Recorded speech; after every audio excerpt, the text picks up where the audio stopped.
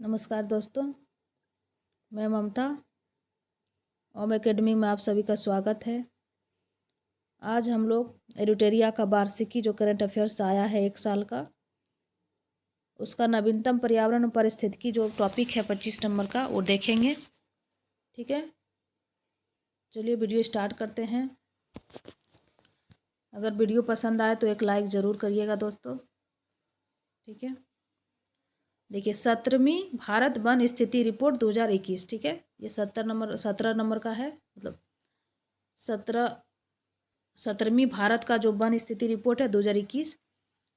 Bharat one स्थिति report Bharat सरकार के पर्यावरण और जलवायु परिवर्तन मंत्रालय के तहत भारतीय वन सर्वेक्षण के द्वारा प्रति 2 वर्षों पर प्रकाशित किया जाता है, यानी कि 2 वर्ष के बाद ये प्रकाशित किया जाता है। सर्वप्रथम 1987 में यह प्रकाशित किया गया था। ISFR, ठीक है, 2021 का रिपोर्ट इस श्रृंखला का जो है 17वीं रिपोर्ट है, जिसके लिए दूर संवेदी उपग्रह रिसोर्ट सेट 2 से प्राप्त आंकड़ों का प्रयोग किया गया था। ठीक है, भारतीय वन नीति 1988 में यह लक्ष्य रखा गया था कि देश के कुल भूभाग का 33% भाग पर वन क्षेत्र होगा, लेकिन इतना है क्या? नहीं है इतना। भारत में वन का आवरण जो है, भारत वन स्थिति रिपोर्ट 2021 के अनुसार भारत का वन आवरण 7,13,789 वर्ग किलोमीटर है, जो कि कुल भौगोलिक क्षेत्रफल का कितना है? 21.71%। ठीक है, 21.71%। ये डाटा इंपॉर्टेंट है। कुल भौगोलिक क्षेत्रफल का भारत का 21.71% है, जबकि होना कितना चाहिए था वन नीति के अनुसार? 33%, लेकिन है नहीं।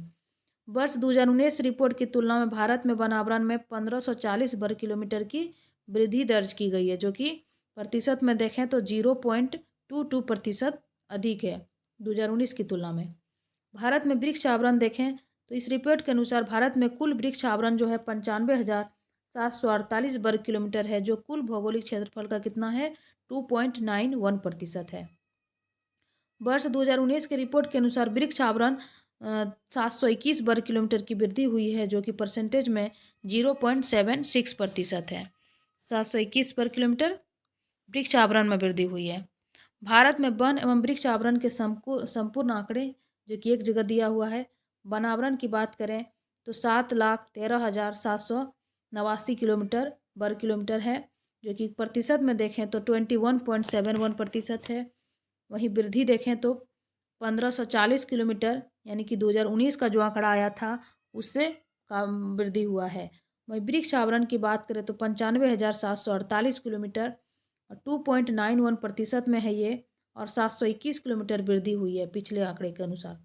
तो कुल कितना हो गया? तो कुल हो गया 8,09,537 वर्ग किलोमीटर कुल क्षेत्रफल पर वन है, जो कि प्रतिशत में है 24.62%। 24.62%, और टोटल वृद्धि हो गया 2261 किलोमीटर प्रति वर्ग किलोमीटर। क्षेत्रफल के अनुसार सर्वाधिक वन आवरण वाले राज्य की बात करें तो सबसे अधिक जो वन आवरण है वो मध्य प्रदेश में है, 77,493 वर्ग किलोमीटर। वहीं पर अरुणाचल प्रदेश दूसरे स्थान पर है, 66,431 वर्ग किलोमीटर, और छत्तीसगढ़ है तीसरे स्थान पर, 55,717 वर्ग किलोमीटर। क्षेत्रफल के अनुसार सबसे कम वन आवरण वाले राज्य की बात करें तो सबसे कम वन है हरियाणा में, जो कि कितना है? 1603 वर्ग किलोमीटर। पंजाब में 1847 वर्ग किलोमीटर, और गोवा में 2244 वर्ग किलोमीटर। सबसे कम कहाँ है? तो हरियाणा राज्य में है। सर्वाधिक वन आवरण में वृद्धि करने वाले राज्य देखें तो सबसे ज़्यादा आंध्र प्रदेश में वृद्धि हुआ है 647 वर्ग किलोमीटर, और उसके बाद तेलंगाना में 632 वर्ग किलोमीटर, और उड़ीसा में 537 वर्ग किलोमीटर। तो 3 स्टेट का याद रखना है, आंध्र प्रदेश नंबर 1, दूसरा तेलंगाना, तीसरा उड़ीसा। वहीं पे सर्वाधिक वन आवरण में नुकसान करने वाले राज्य, यहाँ पे नुकसान हुआ है। ठीक है, तो अरुणाचल प्रदेश में 257 वर्ग किलोमीटर, उसके बाद मणिपुर में 249 वर्ग किलोमीटर, उसके बाद नागालैंड में 235 वर्ग किलोमीटर। यानी कि अरुणाचल प्रदेश, मणिपुर और नागालैंड में सबसे अधिक वन का नुकसान हुआ है। सर्वाधिक वन आवरण प्रतिशत वाले राज्य देखिए, वहाँ पे जो था क्षेत्रफल के मामले में था, लेकिन अगर प्रतिशत की बात करें तो सबसे अधिक मिजोरम में है, जो कि पूरे मिजोरम का 84.53% भाग में वन फैला हुआ है। उसके बाद अरुणाचल प्रदेश है, जो कि 79.33% है। उसके बाद मेघालय है 76%। तो मिजोरम, अरुणाचल प्रदेश और मेघालय। सर्वाधिक वन आवरण प्रतिशत वाले केंद्र शासित प्रदेश, ये राज्य है और ये केंद्र शासित प्रदेश। देखिए पूरे लक्षद्वीप का 90% यानी कि 90.33% भाग पर क्या है, सिर्फ वन ही वन है। उसके बाद अंडमान निकोबार है, जो कि 81.75% पर वन है। भारत में घने एवं खुले वन के आंकड़े, तो बहुत घने वन जो है कहाँ पर सबसे ज़्यादा है, तो अरुणाचल प्रदेश में है। 21,095 वर्ग किलोमीटर में वन फैला हुआ है, वो भी घने वन है। ठीक है, मध्यम रूप से घने वन जो है कहाँ पर है, तो सबसे ज़्यादा वन भी मध्य प्रदेश में है क्षेत्रफल में, और मध्यम रूप से घने वन भी मध्य प्रदेश में ही ज़्यादा है, जो कि 34,341 वर्ग किलोमीटर में है। खुले वन का देखें तो ये भी मध्य प्रदेश है, जो कि 36,465 वर्ग किलोमीटर में है। अन्य बिंदु की बात करें तो बाघ अभ्यारण्य में जो वन है, बाघ अभ्यारण्य में जो वन क्षेत्रफल है वो है 55,666.27 वर्ग किलोमीटर, जो कि देश के कुल वन क्षेत्रफल का कितना है, 7.8% वन है। बाघ अभ्यारण्य में ये सारा वन है। टाइगर रिजर्व की कुल क्षेत्रफल का 74.51% है, उसमें से इतना वन है। ठीक है, टाइगर रिजर्व क्षेत्रफल जो है 74.51% है, उसमें से कुल वन क्षेत्रफल है। देश में कुल बाघ अभ्यारण्य जो है लगभग कितना है, 74,710 10.53 वर्ग किलोमीटर के क्षेत्रफल में फैला हुआ है, जो कि भारत के कुल क्षेत्रफल का कितना प्रतिशत हिस्सा है, तो 2.27% हिस्सा है। क्षेत्रफल के अनुसार सबसे बड़ा वन क्षेत्र जो है नागार्जुन सागर श्रीशैलम टाइगर रिजर्व आंध्र प्रदेश में है, जिसका वन क्षेत्र है 2,932.95 वर्ग किलोमीटर। और प्रतिशत के अनुसार सबसे बड़ा वन क्षेत्र पक्के टाइगर रिजर्व का है, जो कि अरुणाचल प्रदेश में है 96.83%। देखिए क्षेत्रफल के मामले में तो ये सबसे बड़ा वन क्षेत्र कौन सा टाइगर रिजर्व में है, तो नागार्जुन सागर श्रीशैलम आंध्र प्रदेश में। वहीं पर प्रतिशत के मामले में तो ये अरुणाचल प्रदेश वाला जो वन टाइगर रिजर्व है, पक्के टाइगर रिजर्व। रिपोर्ट्स के अनुसार देश के जंगल में कुल कार्बन स्टॉक 7,204 मिलियन टन होने का अनुमान है, और 2019 के अंतिम आकलन की तुलना में देश के कार्बन स्टॉक में 79.4 मिलियन टन की वृद्धि हुई है। मैंग्रोव वनस्पति क्षेत्र वन स्थिति रिपोर्ट 2021 के ही आधार पर इसे दिया गया है। देश में कुल मैंग्रोव यानी कि कच्छ वन 4,992 किलोमीटर है, जो कि देश की कुल भौगोलिक क्षेत्रफल का कितना है, तो 0.15% है। 0.15%। 2019 की तुलना में मैंग्रोव के क्षेत्रफल में 17 किलोमीटर की वृद्धि हुई है। सर्वाधिक मैंग्रोव वृद्धि वाले राज्य और केंद्र शासित प्रदेश, देखिए सबसे ज़्यादा प्रथम स्थान पर कौन है, तो पश्चिम बंगाल है, जहाँ पर 2,114 वर्ग किलोमीटर क्षेत्रफल मैंग्रोव फैला हुआ है। दूसरा स्थान गुजरात का है, 1,175 वर्ग किलोमीटर पर फैला हुआ है। तीसरा स्थान अंडमान निकोबार द्वीप समूह का है, जो कि 616 वर्ग किलोमीटर क्षेत्रफल पर फैला हुआ है। देखिए प्रथम स्थान की बात करें तो वृद्धि के मामले में है, तो ओडिशा में सबसे ज़्यादा मैंग्रोव वन की वृद्धि हुई है, जो कि 8 वर्ग किलोमीटर है। वहीं दूसरे स्थान पर है महाराष्ट्र, 4 वर्ग किलोमीटर की वृद्धि हुई है, और तीसरे स्थान पर है कर्नाटक। ये वृद्धि वाला है। ठीक है, ऊपर वाला जो था मैंग्रोव वन का विस्तार वाला था कि सबसे अधिक मैंग्रोव वन कहाँ है, तो पश्चिम बंगाल में पहला स्थान, दूसरा गुजरात और तृतीय स्थान है अंडमान निकोबार। लेकिन वृद्धि उड़ीसा में ज़्यादा हुआ है। देखिए भारत में कुल 85 रामसर स्थल है। ठीक है, 85 रामसर स्थल है। आर्द्र भूमि संरक्षण हेतु 1971 में ईरान के रामसर में सम्मेलन हुआ, और इसके समझौते 1975 से प्रभावी हुए, और भारत इसमें 1982 में शामिल हुआ। विश्व में लगभग 2500 रामसर स्थल है। अगस्त 2024 तक भारत में अंतर्राष्ट्रीय महत्व की आर्द्र भूमियों की कुल संख्या जो है 85 हो गई है।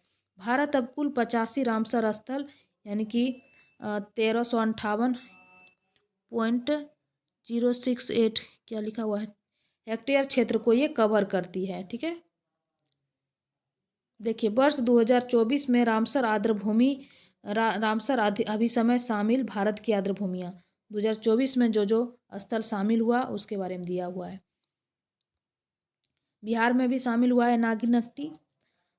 देखते हैं नंजरायन पक्षी अभयारण्य, ये अगस्त में शामिल हुआ था। ये कहाँ पर है तो तमिलनाडु में है। काजूबेली पक्षी अभयारण्य, ये भी अगस्त में शामिल हुआ था, ये तमिलनाडु में है।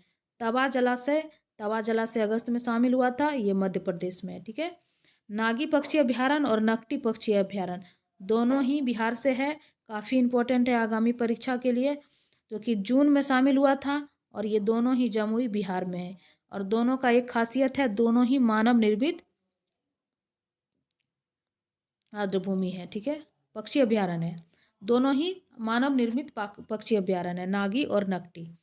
मगदी केरे संरक्षण अभियान रिजर्व, मगदी केरे संरक्षण रिजर्व, ये फरवरी में इसको शामिल किया गया था, जो कि कर्नाटक में है। समुद्र पक्षी संरक्षण रिजर्व, ये भी फरवरी में और ये कर्नाटक में है। अघना निसी मुहाना संरक्षण रिजर्व, ये भी कर्नाटक का है। कराई बेट्टी पक्षी अभयारण्य फरवरी में ही शामिल हुआ था और ये तमिलनाडु का है। लॉन्गवुड शोला रिजर्व, ये फरवरी में शामिल हुआ था और ये तमिलनाडु राज्य में है। देखिए नोट में है, यूनाइटेड किंगडम के 175 से अधिक रामसर स्थल इस सूची में शामिल है। रामसर स्थल सूची में शामिल होने वाले 1974 में प्रथम स्थल जो था ऑस्ट्रेलिया का कोबोर्ग प्रायद्वीप था। कौन था? कोबोर्ग प्रायद्वीप था। भारत के पहले रामसर स्थल के रूप में शामिल आर्द्र भूमि जो था चिल्का झील, जो कि कहाँ पर है तो उड़ीसा में है।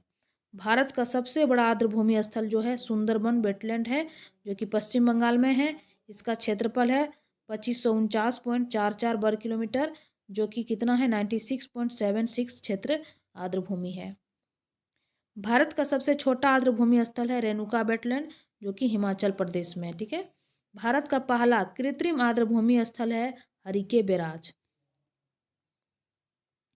कान्हा टाइगर रिजर्व में सबसे अधिक 461 आर्द्र भूमि है, जिसमें से अधिकांश जो है 2.25 हेक्टेयर से कम आकार के हैं कान्हा टाइगर रिजर्व में। भारत में सर्वाधिक रामसर स्थल 18 जो है ये तमिलनाडु राज्य के हैं और दूसरे स्थान पर उत्तर प्रदेश का कुल 10 रामसर स्थल शामिल है। तो सबसे ज़्यादा रामसर स्थल जो है तमिलनाडु का है। अब नेक्स्ट देखते हैं हिम तेंदुआ का पहला सर्वेक्षण। ठीक है।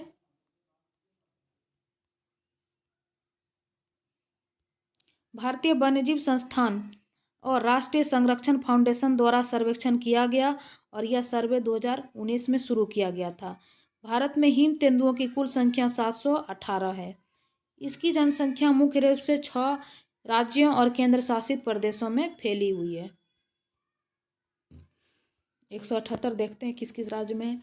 तो लद्दाख में सबसे अधिक है 477। कितना है? 477। उसके बाद उत्तराखंड में है 124। उसके बाद हिमाचल प्रदेश में है 51, अरुणाचल प्रदेश में 36 और सिक्किम में कितना है तो 21 और जम्मू कश्मीर में 9 है। और कुल संख्या इसका कितना है तो 718। सबसे अधिक लद्दाख राज्य में है, लद्दाख में है, केंद्र शासित प्रदेश है, राज्य नहीं है। नेक्स्ट है बाघ गणना रिपोर्ट 2022। ठीक है, बाघ गणना रिपोर्ट 2022 29 जुलाई जो कि अंतर्राष्ट्रीय बाघ दिवस मनाया जाता है, इस पर 29 जुलाई 2023 को अंतर्राष्ट्रीय बाघ दिवस के अवसर पर प्रकाशित किया गया। जारीकर्ता कौन है? भारतीय वन्यजीव संस्थान। भारत में बाघों की कुल जनसंख्या जो है 3682 है। कितना है? 3682 है।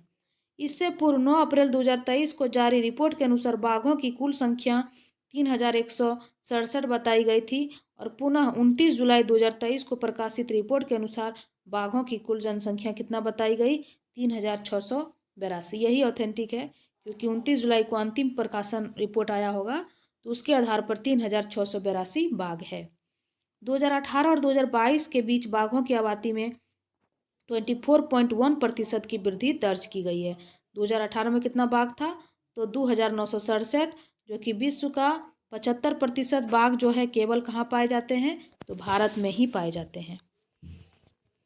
सबसे अधिक किस राज्य में है? देखिए मध्य प्रदेश में सबसे अधिक बाघ है। ये तो 2018 का डाटा है, लेकिन ये इम्पोर्टेंट है हम लोग के लिए। 785 बाघ है। ठीक है। कर्नाटक में दूसरे स्थान पर है, 563 बाघ है। उत्तराखंड में 560 बाघ है। वहीं उत्तर प्रदेश में 205। और देखिए सब में वृद्धि हुआ है, सब राज्य में। बिहार में 31 था पहले, ये इंपॉर्टेंट डाटा हम लोग के लिए। अभी कितना हो गया, अभी 54 हो गया है। 18 में 31 था, लेकिन अभी कितना हो गया है, 54 हो गया है। सबसे अधिक मध्य प्रदेश में है। नोट: अरुणाचल प्रदेश, ओडिशा, झारखंड, छत्तीसगढ़ और तेलंगाना में बाघों की संख्या में गिरावट दर्ज की गई है। साथ ही भारत के 18 टाइगर रिजर्व ऐसे हैं जिसमें बाघों की संख्या 10 से भी कम है। ठीक है। Jim Corbett tiger reserve Uttarakhand में देश का सबसे ज़्यादा बाघ जो है 260 है, क्योंकि उत्तराखंड में देखिए टोटल 560 है, उसमें से जिम कॉर्बेट में ही 260 है। बिहार में बाघों की जनसंख्या 2014 में 28 थी, 2018 में 31 थी और 2022 में कितना 54 हो गई। इस प्रकार पिछले 8 वर्षों में बाघों की संख्या बढ़कर 2 गुना हो गया है। बिहार में एकमात्र टाइगर रिजर्व वाल्मीकि नगर पश्चिमी चंपारण में स्थित है। दूसरा अभी कैमूर में बनने वाला है। पर्यावरण, वन एवं जलवायु परिवर्तन मंत्रालय द्वारा हाल ही में जारी रिपोर्ट के अनुसार भारत में बाघों की कुल आबादी जो है 3,925 हो गई है और वृद्धि दर क्या है इसका 6.1। तेंदुओं की स्थिति 2022। फरवरी 2024 में पर्यावरण, वन और जलवायु परिवर्तन मंत्रालय ने नई दिल्ली में भारत में तेंदुओं की स्थिति 2022 का रिपोर्ट जारी किया। इस रिपोर्ट के अनुसार भारत में तेंदुओं की संख्या 2018 में कितना था, तो 12,852, जो कि बढ़कर 22 में कितना हो गया, 2022 में 13,874 हो गया। रिपोर्ट से संबंधित मुख्य बिंदु देखते हैं तो मध्य प्रदेश में तेंदुओं की संख्या सर्वाधिक है, जो 3,907 है। सर्वाधिक तेंदुआ वाला राज्य जो है क्रमशः मध्य प्रदेश, महाराष्ट्र और कर्नाटक है। सर्वाधिक तेंदुओं की आबादी वाला टाइगर रिजर्व है नागार्जुन सागर, श्रीशैलम, आंध्र प्रदेश। तेंदुओं की उच्चतम घनत्व वाला टाइगर रिजर्व है सरिस्का टाइगर रिजर्व। क्या नाम है इसका, सरिस्का टाइगर रिजर्व। तेंदुओं की उच्चतम घनत्व वाला जो टाइगर रिजर्व है वो है सरिस्का टाइगर रिजर्व। ठीक है। मध्य प्रदेश में सबसे अधिक तेंदुआ है, जो कि कितना है, तो 3,907। उसके बाद महाराष्ट्र है 1,985 और उसके बाद कर्नाटक है, उसके बाद उत्तर प्रदेश, बिहार का डाटा इंपॉर्टेंट है। देखिए 86 तेंदुआ है बिहार में। ठीक है, क्योंकि 5वें नंबर पर बिहार का स्थान आता है। और झारखंड में कितना है, तो 51 है। अब हम लोग देखते हैं इन्वायरमेंट का टू दी पॉइंट। ठीक है, यहाँ से भी काफ़ी क्वेश्चन पूछा जाता है। देखिए भारत ने अपनी कुल नवीकरणीय ऊर्जा क्षमता 200 गीगावाट 203.18 गीगावाट को पार कर ली है और नवीकरणीय ऊर्जा अब कुल क्षमता का 46.3% से अधिक हो गई है। यह उपलब्धि वर्ष 2030 तक गैर जीवाश्म स्रोत से 500 गीगावाट प्राप्त करने का जो देश का महत्वाकांक्षी लक्ष्य के ये अनुरूप है। यानी कि हम लोग ने टारगेट रखा है कि 2030 तक टोटल जो ऊर्जा का स्रोत है हम 500 गीगावाट नवीकरणीय ऊर्जा स्रोत से प्राप्त करेंगे। उसमें से हमने 200 गीगावाट, देखिए यहाँ सही आंकड़ा ये है, 203.18 गीगावाट को पार कर लिए हैं। ठीक है, नवीकरणीय ऊर्जा में प्रथम स्थान कहाँ किसका है, तो राजस्थान का है। उसके बाद क्रमशः गुजरात, तमिलनाडु और कर्नाटक का स्थान आता है। नवीकरणीय ऊर्जा में भारत का स्थान कितना है, पूरे विश्व में चौथा स्थान है। जहां सौर ऊर्जा में भारत का स्थान तीसरा है, तो पवन ऊर्जा में चौथा स्थान है। गुरु घासीदास तामोर पिंगला टाइगर रिजर्व को भारत का, ये कहाँ से आ गया है बीच में, अच्छा नहीं ये तो पॉइंट में है, तो ठीक है, तो है भारत का 56वां टाइगर रिजर्व घोषित किया गया, जो कि छत्तीसगढ़ में स्थित है। गुरु घासीदास तामोर पिंगला टाइगर रिजर्व भारत का 56वां टाइगर रिजर्व। जलवायु तथा स्वास्थ्य अफ्रीका सम्मेलन का आयोजन जिम्बाब्वे की राजधानी हरारे में किया गया। कहाँ किया गया, जलवायु और स्वास्थ्य अफ्रीका सम्मेलन जिम्बाब्वे की राजधानी हरारे में किया गया। चर्चा में रहे प्राणहिता वन्यजीव अभयारण्य किस राज्य में स्थित है, तो ये तेलंगाना में स्थित है, प्राणहिता वन्यजीव अभयारण्य। सिंहचलम मंदिर जो खबरों में था आंध्र प्रदेश में स्थित है। यह मंदिर विष्णु के अवतार भगवान नरसिंह को समर्पित है। ठीक है, सिंहचलम मंदिर जो खबरों में था अभी, यह आंध्र प्रदेश में स्थित है और यह मंदिर जो है भगवान विष्णु के अवतार भगवान नरसिंह को समर्पित है। पर्यावरण, वन और जलवायु मंत्रालय द्वारा जलवायु परिवर्तन मंत्रालय ने अपनी पराली जलाने पर दंड को 2 गुना कर दिया है। पराली अगर जलाते हुए कोई पकड़े गए तो जो दंड था वो दोगुना कर दिया है। चीता परियोजना पर निगरानी के लिए मध्य प्रदेश, राजस्थान संयुक्त पैनल का गठन किया है। हिमाचल प्रदेश के सीएम सुखविंदर सिंह सुक्खू ने घोषणा की है कि दुर्गेश अरण्य जूलॉजिकल पार्क भारत में भारतीय ग्रीन बिल्डिंग काउंसिल से प्रमाणन प्राप्त करने वाला पहला चिड़ियाघर होगा। दुर्गेश अरण्य जूलॉजिकल पार्क जो कि कहाँ पर है, तो हिमाचल प्रदेश में है, और ये भारतीय ग्रीन बिल्डिंग काउंसिल से प्रमाणन प्राप्त करने वाला पहला चिड़ियाघर होगा। भारतीय ग्रीन बिल्डिंग काउंसिल का एक प्रमुख प्रमाणन संस्थान है जो भारतीय उद्योग परिसंघ का हिस्सा है और इसका गठन 2001 में हुआ था। टेरेस पहल उप सहारा अफ्रीका में छोटे किसानों की मदद के लिए स्थापित की गई है, जिसका मुख्य उद्देश्य फॉरेस्ट गार्डन बनाकर खाद्य सुरक्षा बढ़ाना और मरुस्थलीकरण से लड़ना। टेरेस पहल कूनो अभ्यारण्य के बाद अब गांधी सागर अभ्यारण्य में चीतों को लाने की तैयारी हो रही है। कूनो अभ्यारण्य किस राज्य में है, कमेंट करके बताएं। अक्टूबर 2024 में भारतीय प्रधानमंत्री श्री नरेंद्र मोदी ने ग्वालियर मध्य प्रदेश के लाल टिपारा गौशाला में बायो सीएनजी संयंत्र वाली भारत की पहली आधुनिक गौशाला का उद्घाटन किया। मध्य प्रदेश के लाल टिपारा गौशाला में पहला बायो सीएनजी संयंत्र वाली आधुनिक गौशाला। सितंबर 2024 में राजस्थान के भरतपुर जिले में स्थित केवलादेव राष्ट्रीय उद्यान में टील कार्बन पर भारत का पहला अध्ययन किया गया। टील कार्बन पर, ठीक है। टील कार्बन से तात्पर्य गैर ज्वारीय मीठे पानी की आर्द्रता भूमियों में संग्रहित कार्बन से। टील कार्बन पूछ देगा, टर्मोलॉजी है ये। टील कार्बन क्या है, तो गैर ज्वारीय मीठे पानी की आर्द्र भूमियों में संग्रहित कार्बन से है। और राजस्थान के भरतपुर जिले में स्थित केवलादेव राष्ट्रीय उद्यान में टील कार्बन पर पहला अध्ययन किया गया। 5 जून को विश्व पर्यावरण दिवस के अवसर पर प्रधानमंत्री श्री नरेंद्र मोदी द्वारा नई दिल्ली में एक पेड़ माँ के नाम अभियान का शुरुआत किया गया। क्या नाम है इसका, एक पेड़ माँ के नाम, 5 जून पर्यावरण दिवस के स्तर पर। भारत में धरती को माँ का दर्जा प्राप्त है और यह अभियान भूमि क्षरण, मिट्टी के कटाव और गिरते जल स्तर को रोकने के लिए वनीकरण को प्रोत्साहित करता है। इस अवसर पर प्रधानमंत्री द्वारा नई दिल्ली के बुद्ध जयंती पार्क में पीपल का पेड़ लगाया गया।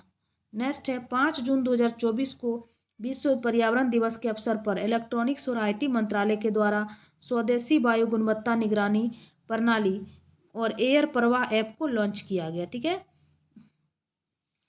यानी कि AQAIMS में रियल टाइम पर एयर क्वालिटी इंडेक्स मॉनिटरिंग के लिए एयर प्रवाह नामक एक ऐप है।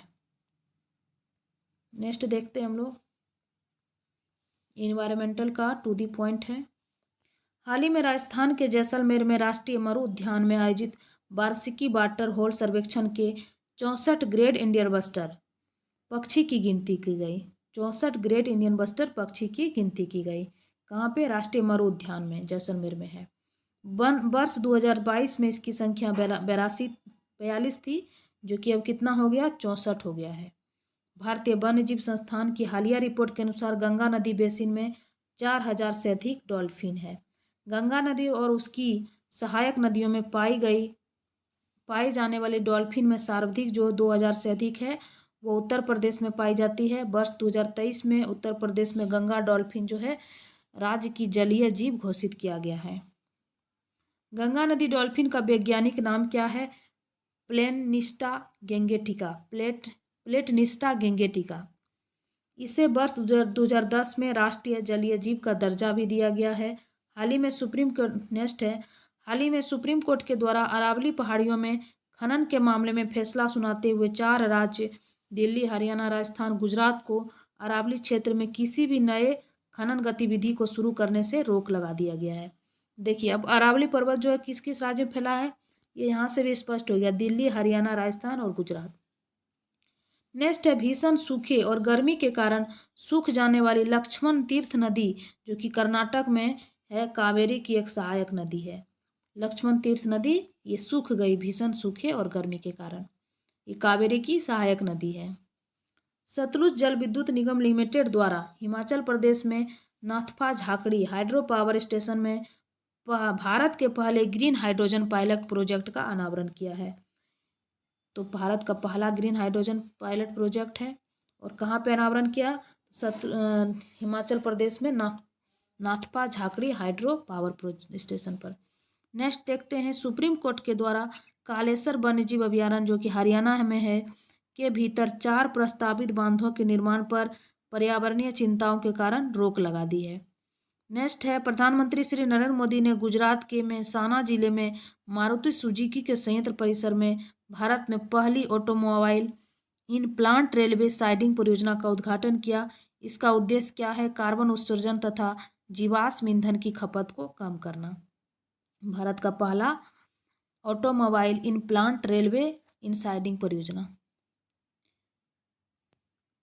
नेक्स्ट है, प्रवासन के माध्यम से नई आनुवंशिक विविधता लाकर रणथंभौर राष्ट्रीय उद्यान की बाघ आबादी को संरक्षित करने के लिए आनुवंशिक बचाव का प्रस्ताव किया गया है।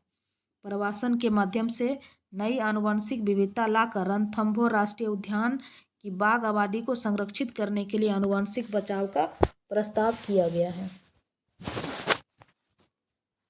नेक्स्ट देखते हैं हम लोग, हाल ही में केंद्रीय मंत्रिमंडल द्वारा 2023-24 से 2027-28 तक 5 वर्षों के लिए 150 करोड़ रुपये के एक मुफ्त बजटीय प्रोत्साहन के साथ इंटरनेशनल बिग कैट अलायंस की स्थापना की मंजूरी दी, जिसका मुख्यालय कहाँ पे? भारत में ही बनेगा। अब देखते हैं क्या है international big cat alliance. International big cat alliance एक बहुउद्देशीय बहु एजेंसी गठबंधन है जिसका उद्देश्य बाघ, शेर, तेंदुआ, हिम तेंदुआ, प्यूमा, जगुआर और चीता जैसे बिल्ली की 7 बड़ी प्रजातियों का संरक्षण करना। प्रोजेक्ट टाइगर की 50वीं वर्षगांठ पर इसे प्रधानमंत्री द्वारा लॉन्च किया गया। यह अलायंस 96 बड़ी बिल्ली श्रेणियों के निवास स्थान वाले देशों, संरक्षण भागीदारों, वैज्ञानिक संगठनों आदि को एकजुट करता है। नेक्स्ट है, हाल ही में माओवादी तथा सुरक्षा बलों के बीच हिंसक झड़प के बीच चर्चा में आए सुनाबेड़ा वन्यजीव अभयारण्य ओडिशा के नुआपड़ा जिले में स्थित है। ठीक है, तो सुनाबेड़ा वन्यजीव अभयारण्य कहाँ है? ओडिशा के नुआपड़ा जिले में है। और यह छत्तीसगढ़ के सीता नदी और गोदावरी अभयारण्यों से जुड़ा हुआ है। नेक्स्ट देखते हैं, ओडिशा के कोरापुट जिले में स्थित गुप्तेश्वर वन को ओडिशा के चौथे जैव विविधता स्थल के रूप में मान्यता दी गई है। हाल ही में earth system science data journal में प्रकाशित N2O उत्सर्जन वैश्विक आकलन का रिपोर्ट के अनुसार देखते हैं क्या क्या इसमें है। तो वर्ष 2020 में मानव जनित N2O उत्सर्जन की मात्रा के हिसाब से शीर्ष 5 उत्सर्जक देश हैं। चीन सबसे अधिक है 16.7%, भारत दूसरे स्थान पर है 10.9%, वहीं संयुक्त राज्य अमेरिका यानी USA तीसरे स्थान पर है, ब्राजील चौथे स्थान पर और रूस छठे स्थान पर। देखिए, चीन में सबसे अधिक नाइट्रोजन ऑक्साइड का उत्सर्जन होता है, उसके बाद भारत में, ठीक है, उसके बाद संयुक्त राज्य अमेरिका में। इस रिपोर्ट के अनुसार भारत नाइट्रोजन ऑक्साइड उत्सर्जन का विश्व में दूसरा सबसे बड़ा देश है, दूसरा सबसे बड़ा स्रोत है। नेक्स्ट हम लोग देख रहे हैं, इसी का ही पार्ट है। हाल ही में संयुक्त अरब अमीरात द्वारा पर्यावरण संरक्षण को बढ़ावा देने की दिशा में एक ऐतिहासिक कदम उठाते हुए पर्यावरण संरक्षण में महत्वपूर्ण योगदान देने वाले व्यक्तियों के लिए स्पेशल 10 वर्षीय ब्लू रेजिडेंसी वीजा सुविधा लॉन्च किया है। ब्लू रेजिडेंसी वीजा सुविधा लॉन्च किया है। दक्षिण अमेरिकी देश वेनेजुएला सभी 6 ग्लेशियरों को खोने वाला पहला देश बन गया। उसके पास 6 ग्लेशियर था और 6वां ग्लेशियर क्या हो गया? पिघल गया, पानी बन गया बर्फ से पिघल के। अंतिम जो है हम्बोल्ट ग्लेशियर था, वो अब बर्फ क्षेत्र में बन गया है। यह घटना जलवायु परिवर्तन की गंभीरता को दर्शाता है। ठीक है, ग्लोबल बायोडाइवर्सिटी फ्रेमवर्क फंड परिषद की पहली बैठक वाशिंगटन DC USA में हुई। यह बैठक वैश्विक पर्यावरण सुविधा की 66वीं परिषद बैठक के हिस्से के रूप में आयोजित की गई है। नेक्स्ट देखते हैं, हाल ही में चर्चा में रहा बिनसर वन्यजीव अभयारण्य, जो कि कहाँ पर है? तो बिनसर वन्यजीव अभयारण्य उत्तराखंड के अल्मोड़ा जिले में है। इस अभयारण्य में लगी भीषण जंगल की आग को नियंत्रित करने के लिए भारतीय वायुसेना का Mi-17 V5 हेलीकॉप्टर जो है तैनात किया गया था। उत्तर प्रदेश की सरकार के द्वारा जल्द ही महाराजागंज में एशियन किंग गिद्ध के लिए दुनिया का पहला संरक्षण और प्रजनन केंद्र स्थापित किया जाएगा। इसका नाम क्या रखा जाएगा? जटायु संरक्षण प्रजनन केंद्र, जो कि उत्तर प्रदेश में बनाया जाएगा। एशियन किंग गिद्ध जो है वर्ष 2007 से क्रिटिकल एंडेंजर सूची में शामिल है। हाल ही में मध्य प्रदेश के इंदौर शहर में एक दिन यानी 24 घंटे में सर्वाधिक 11 लाख पेड़ लगाकर विश्व रिकॉर्ड बनाया गया। काफ़ी इंपॉर्टेंट है। हाल ही में भारत द्वारा वन्य जीव की सुरक्षा की दिशा में बड़ा कदम उठाते हुए fauna of India checklist portal launch किया है। ठीक है, भारत अपने सभी वन्य जीव की सूची को तैयार करने वाला दुनिया का पहला देश बन गया है। इस सूची में 1,04,561 प्रजातियां सूचीबद्ध है। Fauna of India checklist portal में इसे लॉन्च किया गया है। नेक्स्ट देखते हैं हम लोग, यूनेस्को ने 11 देशों के 11 नए स्थलों को बायोस्फीयर रिजर्व के रूप में मान्यता दी है। इसके साथ ही विश्व में बायोस्फीयर रिजर्व की जो कुल संख्या 759 थी, कुल संख्या 759 हो गई है। ठीक है, नेक्स्ट है, खाद्य एवं कृषि संगठन द्वारा जारी रिपोर्ट के अनुसार 2010 से 2020 तक वन क्षेत्र की वृद्धि के मामले में भारत और तीसरे स्थान पर है। प्रथम और दूसरे स्थान पर क्रमशः चीन है, उसके बाद ऑस्ट्रेलिया दूसरे स्थान पर है। भारत वन क्षेत्र की वृद्धि में तीसरे स्थान पर है। नेक्स्ट देखते हैं, प्रधानमंत्री ने तमिलनाडु के कलपक्कम में इंदिरा गांधी परमाणु अनुसंधान केंद्र में फास्ट रिएक्टर ईंधन पुनर्प्रसंस्करण संयंत्र का उद्घाटन किया है। नेक्स्ट देखते हैं, भारतीय राष्ट्रीय राजमार्ग प्राधिकरण ने ग्रीन कवर इंडेक्स के लिए राष्ट्रीय रिमोट सेंसिंग सेंटर के साथ 3 साल के लिए समझौता ज्ञापन पर हस्ताक्षर किया है। नेक्स्ट है, IIT दिल्ली की टीम ने भारत के लिए पहला उच्च रेजोल्यूशन भूसंकलन जोखिम मानचित्र बनाया है।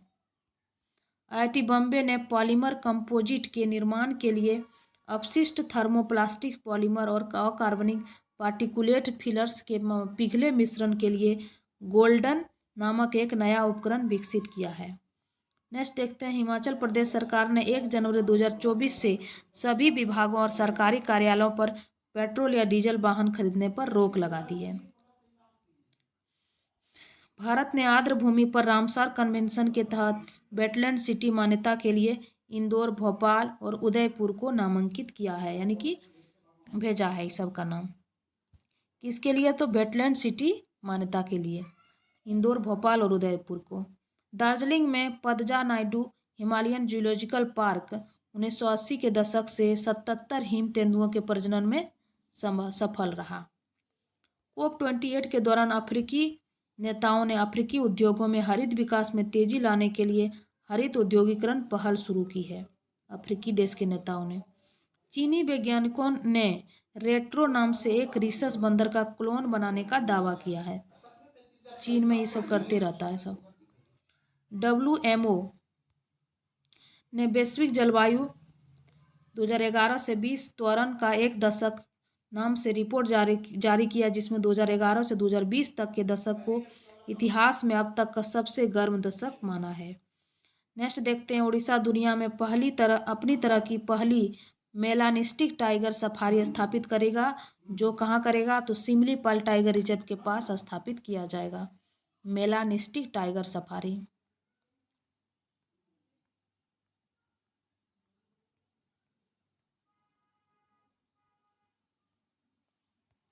देखिए नेक्स्ट देखिए, केंद्रीय मंत्रिमंडल ने सरकारी सार्वजनिक उपक्रमों और निजी क्षेत्र की कोयला लिग्नाइट गैसीकरण परियोजना को बढ़ावा देने के लिए 8,500 करोड़ रुपए की मंजूरी दी है।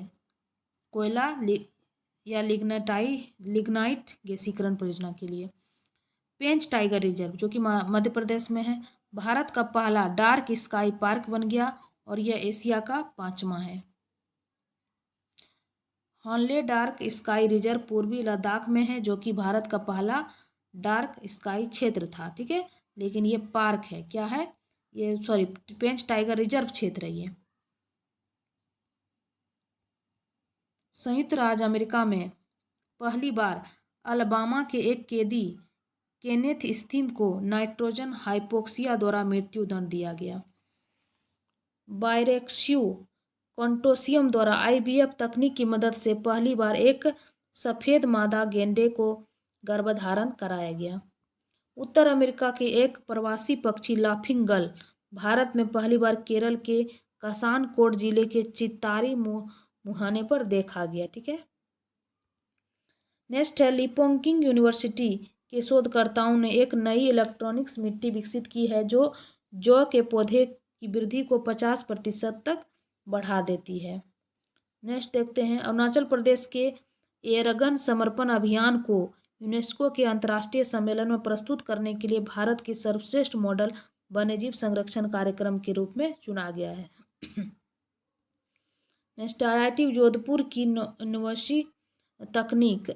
इनोवेशन तकनीक कार्बन डाइऑक्साइड को पकड़ने, अपशिष्ट जल का उपचार करने और बिजली उत्पन्न करने के लिए शैवाल सहायता प्राप्त ईंधन कोशिका का उपयोग करती है। IIT मद्रास ने पानी से आर्सेनिक और धातु आयनों को हटाने के लिए अमृत नाम का एक तकनीक विकसित की है। इसका देखिए पूरा नाम है arsenic and metal removal by Indian technology. स्वच्छ गंगा के लिए राष्ट्रीय मिशन ने संयुक्त राज्य अमेरिका के मिसिसिपी नदी शहरों और कस्बों की पहल के साथ समान प्रायोजन के ज्ञापन पर हस्ताक्षर किए हैं। नेक्स्ट है, केंद्रीय ऊर्जा और नवीन एवं नवीकरणीय ऊर्जा मंत्री द्वारा ऊर्जा संरक्षण के लिए छात्रों के नेतृत्व वाला 4E वेब राष्ट्रीय आंदोलन शुरू किया है। तो 4E क्या है? Eco friendliness, economy, education, empowerment. Next है, केंद्र सरकार ने गुजरात के कच्छ में बन्नी ग्रासलैंड में चीता प्रजनन केंद्र स्थापित करने की मंजूरी दी है। देखिए पहले चीता कूनो नेशनल पार्क में लाया गया था अफ्रीका से, अब गुजरात के कच्छ में बन्नी ग्रासलैंड में चीता प्रोजेक्ट केंद्र स्थापित करेगी।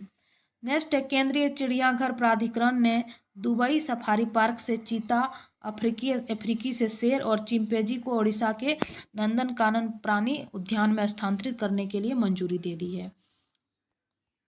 नेक्स्ट है, कुनमिंग मॉन्ट्रियल वैश्विक जैव विविधता फ्रेमवर्क के कार्यान्वयन का समर्थन करने के लिए कनाडा में ग्लोबल इन्वायरमेंट फैसिलिटी की 7वीं असेंबली में वैश्विक जैव विविधता फ्रेमवर्क फंड को मंजूरी दी है। नेक्स्ट है, राष्ट्रीय जैव ईंधन समन्वय समिति ने 2025-26 से संपीड़ित प्राकृतिक गैस और पाइप्ड प्राकृतिक गैस के साथ संपीड़ित बायोगैस के अनिवार्य मिश्रण को अपनी मंजूरी दे दी है। नेक्स्ट देखिए, जाक्सा के समर्थन से जापानी वैज्ञानिकों ने अंतर्राष्ट्रीय अंतरिक्ष स्टेशन पर पहली बार अंतरिक्ष में चूहे के भ्रूण को सफलतापूर्वक विकसित किया है। बताइए कितना इंपॉर्टेंट है। बॉम्बे हाईकोर्ट ने गोवा सरकार को 3 महीने के भीतर महादेई वन्यजीव अभयारण्य और राज्य के अन्य निकटवर्ती क्षेत्रों में एक बाघ रिजर्व को अधिसूचित करने का निर्देश दिया है। भारत उष्णकटिबंधीय मौसम विज्ञान संस्थान पुणे ने वर्षा लाने के लिए सोलापुर शहर में क्लाउड सीडिंग प्रयोग का प्रदर्शन किया है। शिकागो स्थित company clean core thorium energy ने उन्नत परमाणु ऊर्जा समृद्ध जीवन विकसित किया है जो थोरियम और उच्च परख निम्न समृद्ध यूरेनियम को मिलाकर बनाया गया एक नया परमाणु ईंधन है। इसका नाम भारतीय वैज्ञानिक डॉक्टर अनिल काकोडर के नाम पर रखा गया है। अनिल, इसका नाम देखिए अनिल, ANEEL अनिल।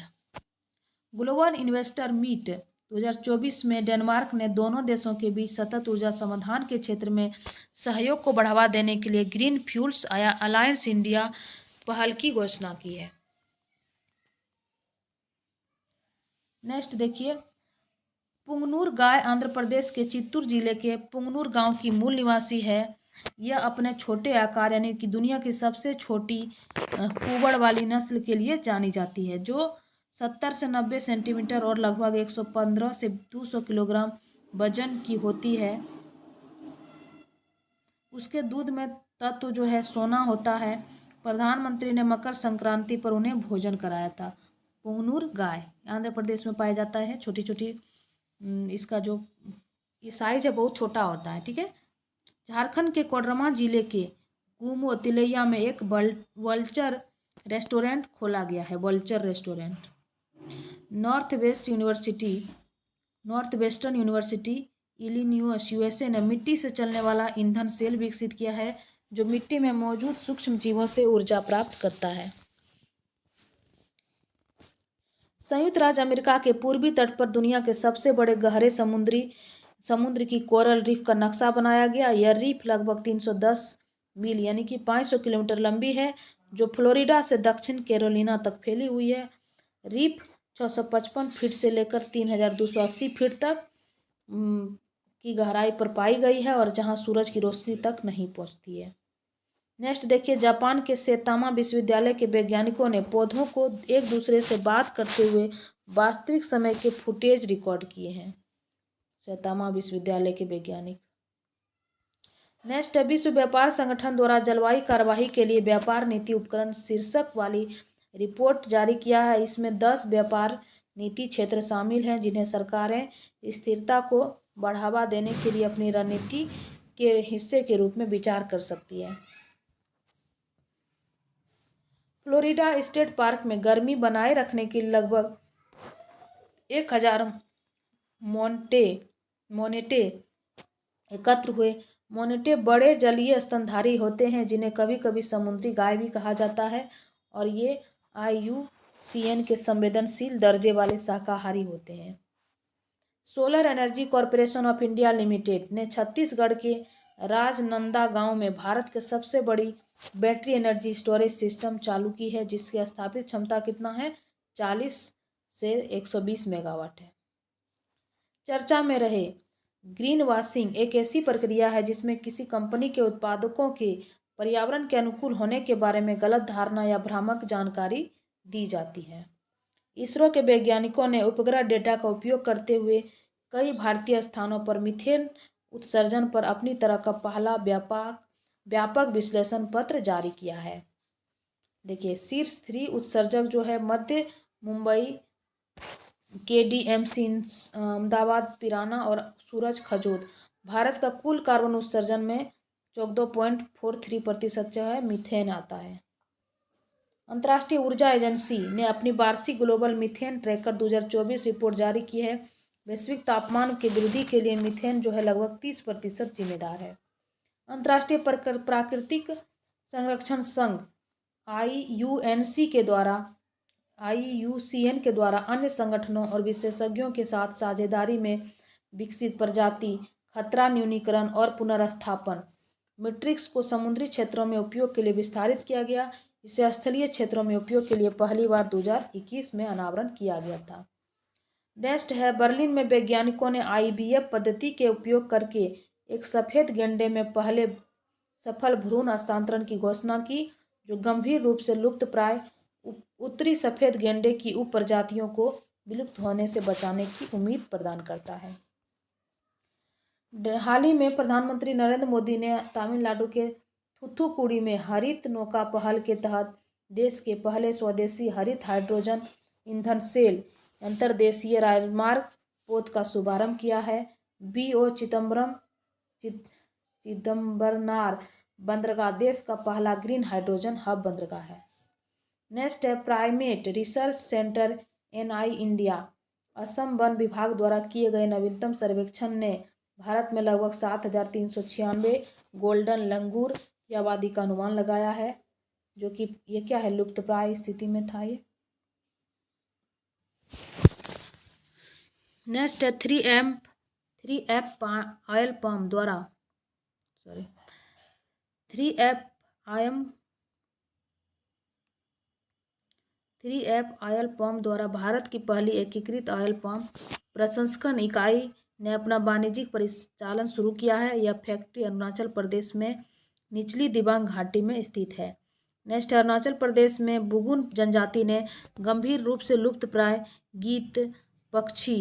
गीत पक्षी बुगुन लियो सिचला के संरक्षण के लिए राज्य के वन विभाग को 1470 हेक्टेयर वन भूमि दान करके अनुकरणीय संरक्षण प्रयासों का प्रदर्शन किया है। भारत की पहली शहर विशिष्ट शून्य carbon building action plan Nagpur में लॉन्च की गई है। भारत नागपुर के ZCBAP का लक्ष्य जो है 2050 तक सभी इमारतों में शुद्ध शून्य कार्बन उत्सर्जन हासिल करना है। बेल्जियम यूरोप का पहला देश बन गया जिसने पारिस्थितिकी हत्या को राष्ट्रीय और अंतर्राष्ट्रीय अपराध के रूप में मान्यता दी है। पारिस्थितिकी हत्या का अर्थ है गैर कानूनी या मनमाने तरीके से किए गए कार्य, यह जानते हुए कि इन कार्यों से पर्यावरण को गंभीर और व्यापक या दीर्घकालीन नुकसान होने की काफी संभावना है। नेक्स्ट देखिए, वर्ल्ड रिसोर्स इंस्टीट्यूट द्वारा ग्लोबल फॉरेस्ट वॉच रिपोर्ट जारी किया गया। भारत ने 2000 से 2.33 मिलियन हेक्टेयर वृक्ष क्षेत्र जो है खो दिया है, जो 2001 से 2023 के दौरान 6% की कमी को दर्शाता है।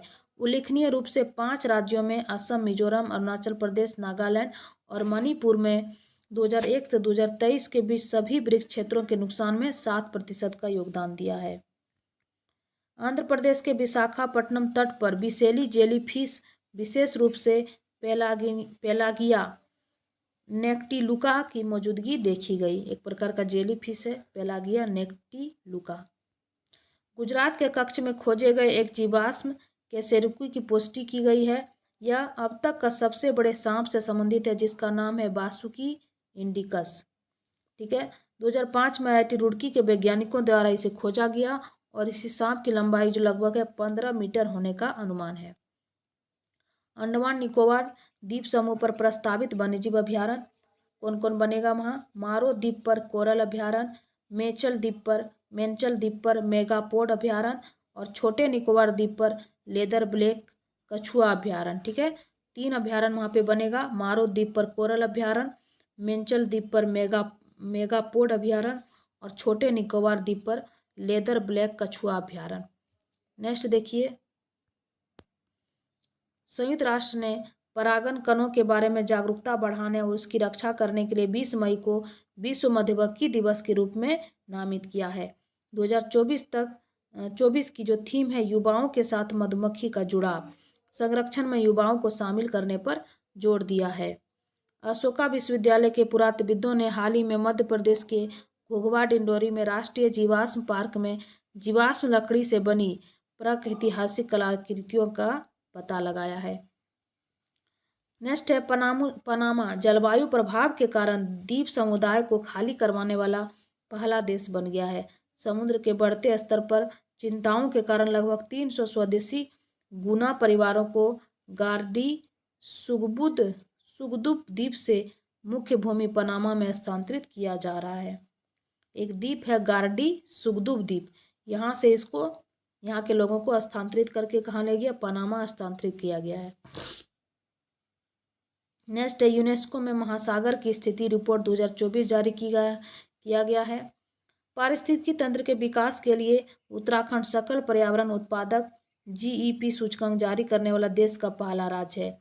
उत्तराखंड ने 4 प्राकृतिक संसाधनों वायु, वन, जल, मिट्टी को मौद्रिक मूल्य प्रदान किया है, जिसे क्या कहा गया है? GEP।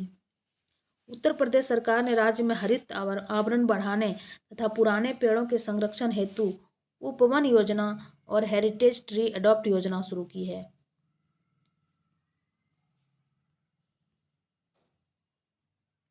नेक्स्ट हम लोग का टॉपिक है अंतरिक्ष प्रौद्योगिकी। ठीक है, गगनयान मिशन। ठीक है, हाल ही में प्रधानमंत्री ने भारत की क्रू अंतरिक्ष मिशन गगनयान के लिए 4 अंतरिक्ष यात्रियों के नामों की घोषणा की है। अंतरिक्ष यात्री क्या है? चयनित अंतरिक्ष यात्री हैं, क्या है नहीं, चयनित अंतरिक्ष यात्री का क्या नाम है? प्रशांत बालाकृष्ण नायर, अंगद प्रताप, अजित कृष्णन और शुभांशु शुक्ला। ये सभी भारतीय वायुसेना में विंग कमांडर या कैप्टन, ग्रुप कैप्टन के पद पर है। कौन कौन है? प्रशांत बालाकृष्ण नायर, अंगद प्रताप, अजित कृष्णन और शुभांशु शुक्ला। गगनयान मिशन के बारे में देखते हैं। गगनयान मिशन में मानव युक्त और मानव रहित दोनों मिशन शामिल है। ठीक है, गगनयान कार्यक्रम में अल्प अवधि में निम्न पृथ्वी कक्षा में मानव अंतरिक्ष उड़ान के प्रदर्शन की परिकल्पना की गई है और यह लंबे समय में एक निरंतर भारतीय मानव अंतरिक्ष अन्वेषण कार्यक्रम की नींव रखेगा। गगनयान कार्यक्रम की कुल लागत जो है लगभग 9,023 करोड़ रुपये की है। मानव रहित गगनयान मिशन वन अंतिम मिशन के लिए प्रौद्योगिकी की तैयारी की जांच करने के लिए एक परीक्षण उड़ान 2024 के अंत तक शुरू होने वाली है। ठीक है, पहला जो गगनयान 1 होगा ये मानव रहित होगा। गगनयान के सभी मिशनों के लिए इसरो अपनी LVM-3 रॉकेट का उपयोग करेगा, ये इंपॉर्टेंट है। LVM-3 रॉकेट का उपयोग करेगा। इस मिशन का उद्देश्य पर्यावरण नियंत्रण और जीवन समर्थन प्रणाली के बिना क्रू मॉड्यूल्स की विशेषता वाली प्रौद्योगिकी तत्परता का आकलन करना। नेक्स्ट देखिए चंद्रयान 3 के बारे में दिया हुआ है, काफ़ी इंपॉर्टेंट है।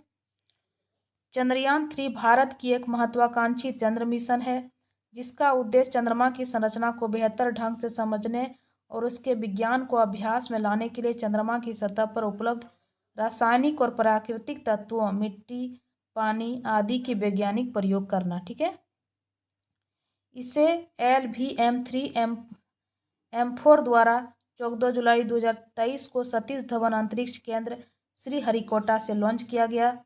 चंद्रयान 3 ने चंद्रमा के दक्षिणी ध्रुव के पास स्थित मैग्नियस यू एक क्रेटर है के पास 40 दिनों की यात्रा के बाद 23 अगस्त 2023 को भारतीय समय के अनुसार 6:04 सफलतापूर्वक सॉफ्ट लैंडिंग की है। ठीक है, चंद्रयान 3 को सफलतापूर्वक पूरा करने में एस सोमनाथ जो कि इसरो के अध्यक्ष हैं, पी वीरमुथु बेल जो चंद्रयान 3 प्रोजेक्टर के डायरेक्टर हैं और मोहन कुमार मिशन के डायरेक्टर, इन्होंने महत्वपूर्ण भूमिका निभाई। विशेषताएं अगर देखें चंद्रयान 3 का तो इसमें मुख्यतः 3 मॉड्यूल्स हैं, प्रोपल्सन मॉड्यूल्स, लैंडर मॉड्यूल्स और रोवर मॉड्यूल्स। प्रोपल्सन मॉड्यूल्स क्या है, यह लैंडर और रोवर को चंद्र कक्षा में 100 किलोमीटर तक ले जाएगा। साथ ही इसमें एक विशेष यंत्र है जिसका नाम है सेप, स्पेक्ट्रोपोलारिमेट्री ऑफ हैबिटेबल प्लैनेटरी अर्थ लगा है, जो कि चंद्र कक्षा से पृथ्वी का ध्रुवीय माप के साथ साथ महत्वपूर्ण अध्ययन करेगा। चंद्रयान 3 के लैंडर का नाम जो है विक्रम है और रोवर का नाम क्या है, प्रज्ञान रखा गया है। रोवर में कितना पहिया है तो 6 पहिया है। विक्रम लैंडर में 4 पेलोड लगे हुए हैं, एक है रंभा, दूसरा है CHASTE, तीसरा है ILSA और चौथा है LRA।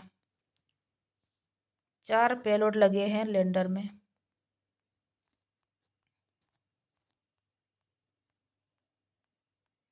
प्रज्ञान रोवर पर 2 Paudel laser induce back down spectroscope और अल्फा पार्टिकल स्पेक्ट्रोमीटर लगे हैं जिसका उद्देश्य लैंडिंग स्थल के आसपास मौलिक संरचना प्राप्त करना। ठीक है, रोवर प्रज्ञान जो है लैंडर विक्रम के साथ कम्युनिकेशन स्थापित करेगा और डाटा इकट्ठा करेगा। चंद्रयान 3 का जो मिशन के दौरान रोवर के टायरों में चंद्रमा की सतह पर भारत का पहला राष्ट्रीय चिन्ह अशोक स्तंभ का निशान बनाया गया है। चंद्रयान 3 ने चंद्रमा के सतह पर एक चंद्र दिवस यानी कि 14 पृथ्वी दिवस तक काम किया। अन्य बिंदु की बात करें तो भारत चंद्रमा के दक्षिणी ध्रुव पर पहुंचने वाला दुनिया का पहला देश बन गया है।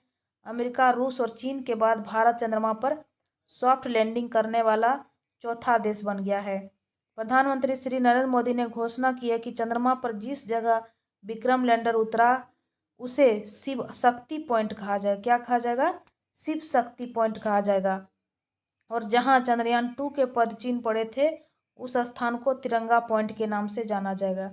देखिए, सिर्फ नाम नहीं है, भविष्य में अगर कहा जा रहा है ना कि चंद्रमा पे भी जमीन खरीद रहा है तो लोग अपना देश का नाम दे रहे हैं। देखिए कितना इम्पोर्टेंट है। प्रधानमंत्री नरेंद्र मोदी ने घोषणा की है कि हर साल 23 अगस्त को नेशनल स्पेस डे के तौर पर मनाया जाएगा। 23 अगस्त को चंद्रमा 3 की चंद्रमा पर सफल लैंडिंग हुई थी, इसलिए क्या मनाया जाएगा? नेशनल स्पेस डे मनाया जाएगा। नोट, चंद्रयान मिशन 1 जो है 22 अक्टूबर 2008 को रॉकेट PSLV XL-C11 के द्वारा सफलतापूर्वक लॉन्च किया गया था। चंद्रयान मिशन 2 को 22 जुलाई 2019 को GSLV MK3 द्वारा लॉन्च किया गया था, जिसके अंतर्गत एक ऑर्बिटर ने सफलतापूर्वक चंद्रमा की कक्षा में प्रवेश किया, किंतु लैंडर जो है विक्रम सुरक्षित लैंडिंग करने में सफल नहीं रहा था वो। अब देखिए आदित्य L1। आदित्य L1 सूर्य के व्यापक अध्ययन के लिए समर्पित उपग्रह है, जिसके प्रोजेक्ट डायरेक्टर कौन है? Nigar Shaji. Mission director Biju SR हैं। संस्कृत में आदित्य का अर्थ होता है सूर्य और L1 सूर्य पृथ्वी प्रणाली के लैग्रेंज पॉइंट 1 को संदर्भित करता है। L1 अंतरिक्ष में वह स्थान है जहां सूर्य और पृथ्वी जैसे दो खगोलीय पिंडों के गुरुत्वाकर्षण बल संतुलन में है। ठीक है। इसरो ने 2 सितंबर 2023 को अपने पहले सूर्य मिशन आदित्य L1 को प्रक्षेपित किया। सतीश धवन अंतरिक्ष केंद्र श्रीहरिकोटा से PSLV-C-57 के माध्यम से आदित्य L1 उपग्रह का सफल प्रक्षेपण किया गया। आदित्य L1 को पृथ्वी से लगभग 15 लाख किलोमीटर की दूरी पर पृथ्वी और सूर्य के बीच L1 लैग्रेंज बिंदु के आसपास एक प्रभामंडल कक्षा में स्थापित किया जाएगा, जहां यह सौर वायुमंडल और चुंबकीय तूफानों और पृथ्वी के चारों ओर पर्यावरण पर उनके पड़ने वाले प्रभाव का अध्ययन करेगा।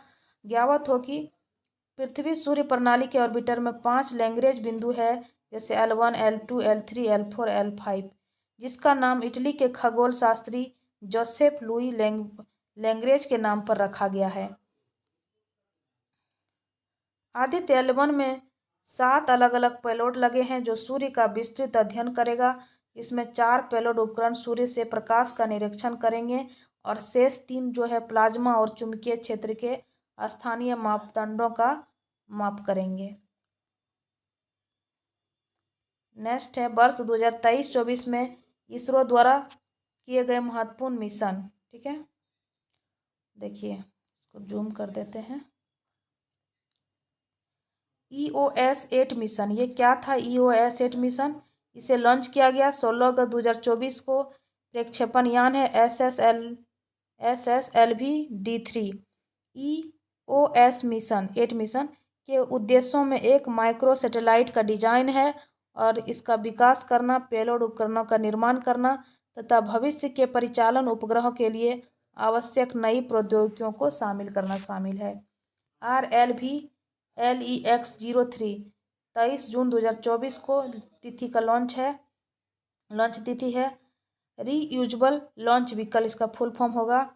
इसरो के reusable launch vehicles LEX-03 Pushpak का सफल लैंडिंग कर्नाटक के चित्रदुर्ग में कराया गया। यह LEX श्रृंखला का तीसरा और अंतिम परीक्षण था। इससे पहले इसरो का LEX-01 और LEX-2 मिशन सफल रहा था। देखिए RLV लैंडिंग प्रयोग 22 मार्च 2024 को। RLV LEX-02 ने हेलीकॉप्टर से छोड़े जाने के समय प्रारंभिक स्थितियों से पुनः प्रायोजन प्रक्षेपण यान यानी कि रीयूजेबल लॉन्च व्हीकल्स की स्वायत्त लैंडिंग क्षमता का प्रदर्शन किया है। इनसैट 3DS मिशन, ये 8 फरवरी 2024 को लॉन्च किया गया था। GSLV F14, इसका उद्देश्य है भू स्थैतिक स्थानांतरण कक्ष में इनसैट 3DS मल्टीलियोलॉजिकल उपग्रह को स्थापित करना। यह मिशन पूरी तरह से पृथ्वी विज्ञान मंत्रालय द्वारा वित्त पोषित है। एक्सपोसेट, ये क्या है भाई? 1 जनवरी 2024 को लॉन्च किया गया PSLV-C-58 के द्वारा। इसरो ने PSLV-58C-58 के माध्यम से ब्लैक होल्स और न्यूट्रॉन स्टार्स के बारे में जानकारी एकत्र करने के उद्देश्य से एक्सरे पोलरीमीटर उपग्रह यानी कि एक्सपोसेट उपग्रह को श्रीहरिकोटा से सफलतापूर्वक लॉन्च किया। गगनयान का पहला अंतरिक्ष उड़ान जो है 21 अक्टूबर 2023 को किया गया TVD-1 के द्वारा। इसका उद्देश्य एक परीक्षण वाहन प्रदर्शन के माध्यम से गगनयान कार्यक्रम के लिए क्रू एस्केप सिस्टम का प्रदर्शन करना। आदित्य L1 मिशन 2 सितंबर 2023 को लॉन्च किया गया PSLV-C-57 के द्वारा। यह भारत का प्रथम सौर मिशन है। DSR मिशन 30 जुलाई 2023 को किया गया था PSLV-C-56 के द्वारा। सिंगापुर के DSR उपग्रह सहित कुल 7 उपग्रहों को PSLV-C-56 के द्वारा सफलतापूर्वक अंतरिक्ष में भेजा गया। चंद्रयान 3 देखते हैं, 14 जुलाई 2023 को लॉन्च किया गया था LVM-3M4 मिशन के द्वारा। चंद्रमा के दक्षिणी ध्रुव पर सफल लैंडिंग करने वाला विश्व का प्रथम उपग्रह है। NVS-01 मई 2023 में इसे लॉन्च किया गया था GSLV F12 के माध्यम से। NVS-01 अगली पीढ़ी के NAVIC श्रृंखला का पहला उपग्रह है जिसका उद्देश्य देश की नौवहन क्षमताओं को बढ़ाना है। नेक्स्ट है EOS-2 मिशन, इसे अप्रैल 2023 में लॉन्च किया गया। PSLV-C-55 के माध्यम से इस मिशन के तहत सिंगापुर के 2 उपग्रह जिसमें प्राथमिक उपग्रह के रूप में टेलियोस-2 और सह यात्री उपग्रह के रूप में ल्यूमलाइट-4 शामिल है। देखिए इसमें दिया हुआ है इसरो के आगामी मिशन, ठीक है। मिशन का नाम है भारतीय अंतरिक्ष स्टेशन, जो कि कब तक ये अपेक्षित लॉन्च करने का ईयर है, तो 2028 से 2035 तक भारत अपना अंतरिक्ष में एक स्टेशन स्थापित करेगा। मुख्य बिंदु देखते हैं। एक नियोजित राज्य स्टेशन जिसका वजन 20 टन होगा और जो पृथ्वी से लगभग 400 किलोमीटर ऊपरी अपनी कक्षा में रहेगा और जहां अंतरिक्ष यात्री 15 से 20 दिनों तक रह सकेंगे। चंद्रयान 4 ये 2028 तक इसका रखा गया है। चंद्रयान श्रृंखला के अगले चौथे चरणों में कई मॉड्यूल शामिल हैं। इसका लक्ष्य है चंद्रमा से नमूने यानी कि विभिन्न तत्वों को लेकर पृथ्वी तक पहुंचना। गगनयान 1 2024 में यह मानव रहित अंतरिक्ष यान उड़ान का परीक्षण है। अभी मानव रहित है, धीरे धीरे मानव सहित होगा। गगनयान 2 देखिए 2024-25 में है। ये मानव रहित अंतरिक्ष उड़ान का ही परीक्षण है। निसार 2024 में इसे अपेक्षित लॉन्च है। NASA ISRO synthetic aperture radar यानी निसार नासा और इसरो के बीच एक संयुक्त परियोजना है, ठीक है। ये पूछा भी गया था पीपीएससी के द्वारा। गगनयान 3 देखिए 2025 में इसे लक्ष्य रखा गया है छोड़ने का। 3 सदस्यों के चालक दल को 3 दिनों के मिशन के लिए 400 किलोमीटर की कक्षा में भेजा जाएगा। गगनयान 3। शुक्रयान 1 ये जो है 2025 तक इसे लॉन्च करने का रखा गया है। टारगेट शुक्र ग्रह के अध्ययन के लिए ऑर्बिटर भेजा जाएगा। चंद्र ध्रुवीय अन्वेषण यानी कि ल्यूपैक्स मिशन 2025 में इसे टारगेट किया गया है। चंद्रमा के दक्षिणी ध्रुव क्षेत्र का पता लगाने के लिए जाक्सा यानी कि जापान की जो अंतरिक्ष एजेंसी है और इसरो का एक अवधारणा मिशन है। मंगलयान 2 2026 में इसे भेजा जाएगा। मंगल ग्रह के अध्ययन के लिए ऑर्बिटर, लैंडर और रोवर को भेजा जाएगा। देखिए वर्ष 2024 के चर्चित पुरस्कार, इसको देखते हैं हम लोग। नेक्स्ट है साहित्य से संबंधित महत्वपूर्ण पुरस्कार क्या क्या है। देखिए महत्वपूर्ण पुरस्कार है साहित्य अकादमिक बाल साहित्य पुरस्कार। साहित्य अकादमिक बाल साहित्य पुरस्कार हिंदी भाषा में किसको मिला, तो देवेंद्र कुमार को मिला। ये कहानी संग्रह 51 बाल कहानियाँ इन्होंने लिखी थी। कहानी संग्रह के लिए इनको दिया गया है। बाल साहित्य के लिए देवेंद्र कुमार को हिंदी में। अन्य तथ्य देखते हैं। बाल साहित्य पुरस्कार कुल 24 भाषाओं में दिया जाता है। देखिए साहित्य अकादमी का युवा पुरस्कार ये किसे दिया गया, गौरव पांडे को दिया गया है। कविता संग्रह स्मृतियों के बीच घिरी है पृथ्वी। युवा पुरस्कार जो है कुल 23 भाषाओं में दिया जाता है, लेकिन बाल पुरस्कार बाल साहित्य को 24 भाषाओं में। देखिए साहित्य अकादमी दोनों साल का दिया हुआ है, ठीक है। साहित्य अकादमी पुरस्कार 2023 और साहित्य अकादमी पुरस्कार 2022 का भी है। हिंदी भाषा के लिए किसे मिला, संजीव को मिला है। उपन्यास है मुझे पहचानो, क्या नाम है इसका, संजीव को मिला है। उपन्यास है मुझे पहचानो। वहीं पे 2022 में किसको मिला था, बद्री नारायण को मिला था। और इसका जो कविता संग्रह था तुमड़ी के शब्द, इसके लिए मिला था। अलग अलग है भाषा के लिए, लेकिन यहाँ पे हम लोग 4 भाषा मेनली देख रहे हैं। मैथिली के लिए देखिए इंपॉर्टेंट है बिहार की दृष्टि से। वासुकीनाथ झा को मिला है निबंध संग्रह बोध संकेतन के लिए इसे दिया गया है 2023 में। वहीं पे 2022 में अजीत आजाद को दिया गया था। कविता है पेन ड्राइव में पृथ्वी। अंग्रेजी भाषा की बात करें तो नीलम शरण गौर को दिया गया है। उपन्यास है रेस्क्यू इन रागा जानकी। और 2022 में किसको मिला था, अनुराधा राय को। उपन्यास था all the lives we never slept. Urdu भाषा में सदीका नवाब शहर को मिला है। उपन्यास है राजदेव की अमराई। अब देखिए मैन बुकर अंतर्राष्ट्रीय पुरस्कार 2024, मैन बुकर अंतर्राष्ट्रीय पुरस्कार 2024 दोनों सेम है।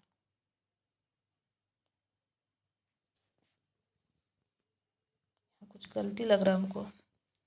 मैन बुकर अंतर्राष्ट्रीय पुरस्कार 2024, अच्छा देख लेते हैं। अच्छा विजेता जो है 2024 का जेनी एपर्नेबेक ये जर्मनी के हैं।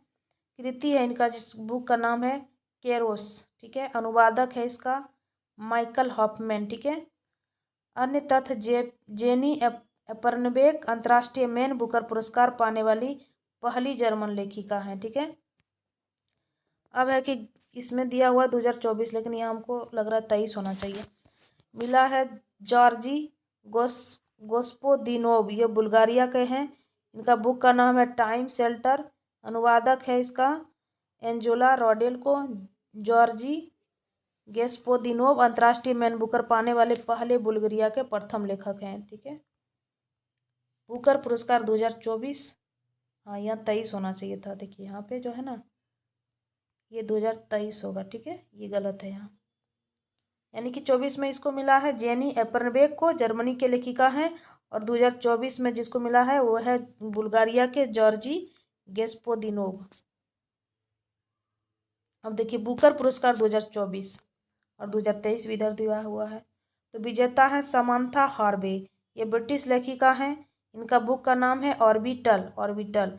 यह पुस्तक अंतर्राष्ट्रीय अंतरिक्ष स्टेशन पर रहने वाले 6 अंतरिक्ष यात्रियों का जीवन का वर्णन है, ठीक है, ऑर्बिटल।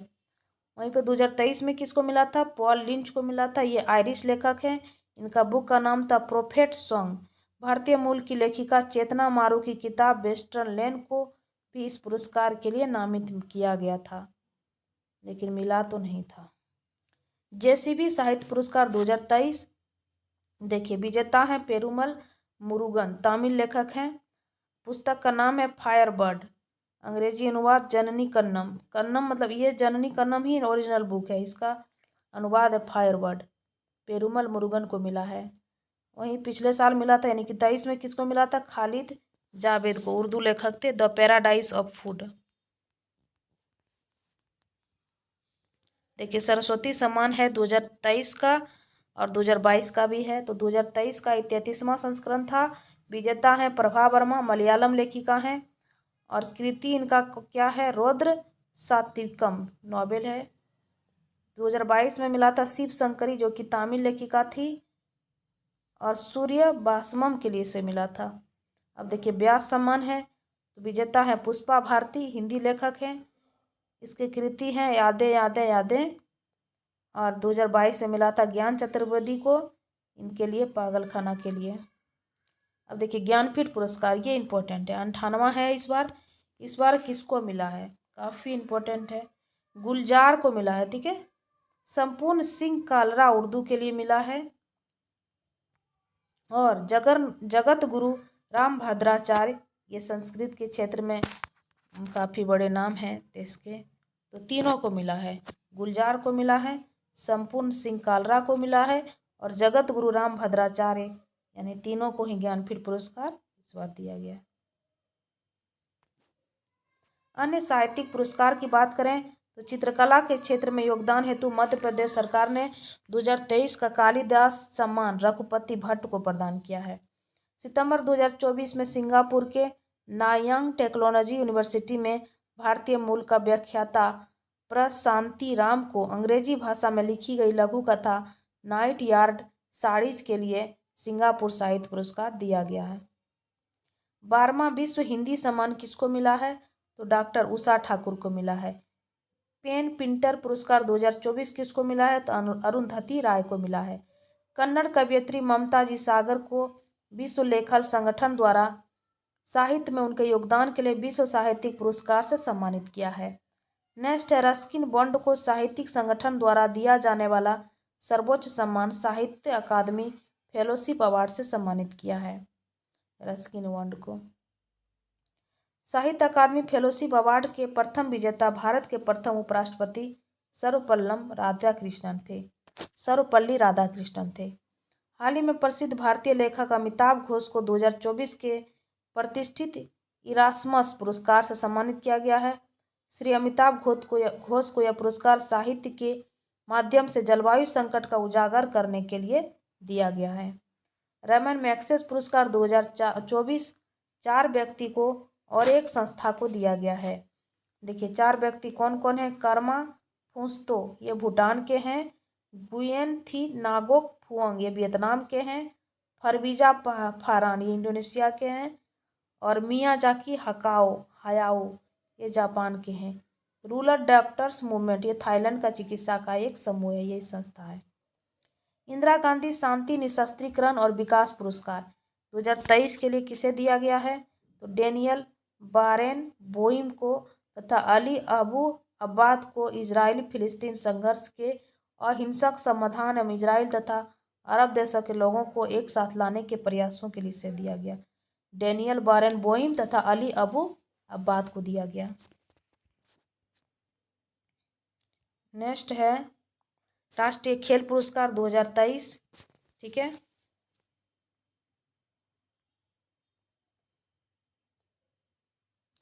केंद्रीय युवा कल्याण और खेल मंत्रालय की ओर से हर साल खेल में उल्लेखनीय प्रदर्शन करने वाले खिलाड़ियों को राष्ट्रीय खेल पुरस्कार से सम्मानित किया जाता है। वर्ष 2023 में कुल 42 पुरस्कार वितरित किए गए हैं। देखिए, मेजर ध्यानचंद खेल रत्न अवार्ड, जिसका पहले क्या नाम था? राजीव गांधी खेल रत्न अवार्ड, इसे किसे मिला है? श्री चिराग चंद्रशेखर सेठी को मिला है, जो कि बैडमिंटन खेलते हैं। और श्री रंकी रेड्डी सात्विक साईराज को मिला है, यह भी बैडमिंटन ही खेलते हैं। तो मेजर ध्यानचंद खेल रत्न अवार्ड मिला है श्री चिराग सेठी को और श्री रंकी रेड्डी सात्विक साईराज को। अब देखिए, अर्जुन अवार्ड, पुरस्कार की राशि इसमें 15 लाख है। कुल 26 खिलाड़ियों को अर्जुन अवार्ड दिया गया। श्री ओजस परवीन दबताले तीरंदाजी से हैं। सुश्री आदिति गोपीचंद स्वामी ये भी तीरंदाजी से हैं। श्री शंकर एम ये एथलीट्स हैं। सुश्री पारुल चौधरी एथलीट्स हैं। श्री मोहम्मद हुसामुद्दीन ये मुक्केबाजी से हैं। सुश्री आर वैशाली शतरंज खेलती हैं। श्री मोहम्मद समी क्रिकेटर हैं। श्री अनुष अग्रवाल जो हैं ये घुड़सवारी हैं। सुश्री दिव्य कीर्ति सिंह घुड़सवारी ड्रेसेज हैं। सुश्री दीक्षा डागर ये गोल्फ से हैं। श्री कृष्ण बहादुर पाठक हॉकी खेलते हैं। सुश्री पुखराबमन सुशीला चानू ये हॉकी से संबंधित है। श्री पवन कुमार कबड्डी से हैं। सुश्री रितु नेगी ये भी कबड्डी से हैं। सुश्री नसरीन ये खो खो खेलती हैं। सुश्री पिंकी लॉन बॉल्स। श्री ऐश्वर्या प्रताप सिंह तोमर निशानेबाजी से हैं। सुश्री ईशा सिंह निशानेबाजी से ही हैं। श्री हरविंदर पाल सिंह संधू स्क्वैश खेलती हैं। सुश्री आहिका मुखर्जी टेबल टेनिस खेलती हैं। श्री सुनील कुमार कुश्ती से हैं। सुश्री अंतिम पंघाल ये कुश्ती से हैं। सुश्री नाओरेम रेसिबीना देवी वुशु खेल से संबंधित है। सुश्री शीतल देवी पैरा तीरंदाजी है। श्री इलूरी अजय कुमार रेड्डी ब्लाइंड क्रिकेटर हैं ये। ठीक है, सुश्री प्राची यादव पैरा केनोइंग है।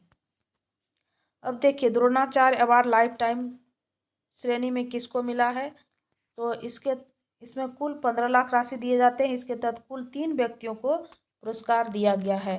द्रोणाचार्य अवार्ड नियमित श्रेणी में पुरस्कार राशि जो है 10 लाख है। इसके तहत कुल 5 व्यक्तियों को पुरस्कार दिया गया है। नोट, खेल कूद और गेम्स में वर्ष 2023 के लिए कुल 3 व्यक्तियों को लाइफ टाइम अचीवमेंट ध्यानचंद पुरस्कार दिया गया है। वहीं मौलाना अबुल कलाम आज़ाद ट्रॉफी 2023 के तहत कुल 3 विश्वविद्यालय को चुना गया है।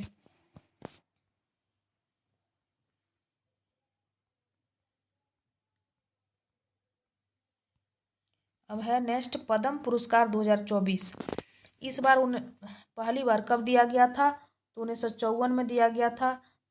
2024 में कुल 132 पद्म पुरस्कारों की घोषणा की गई है। ठीक है, पद्म विभूषण इसमें 5 हैं। वहीं पे पद्म भूषण की बात करें तो 17 है और पद्म श्री 110 है। इसमें से 30 महिलाएं शामिल हैं, 8 विदेशी NRI है तथा 9 जो है मरणोपरांत व्यक्ति इसमें शामिल है। देखिए, पद्म विभूषण विजेता 5 लोग जो है काफ़ी इंपॉर्टेंट है। उसके बाद उतना तो याद नहीं रख पाएंगे, लेकिन मेन उसमें से याद रखना होता है।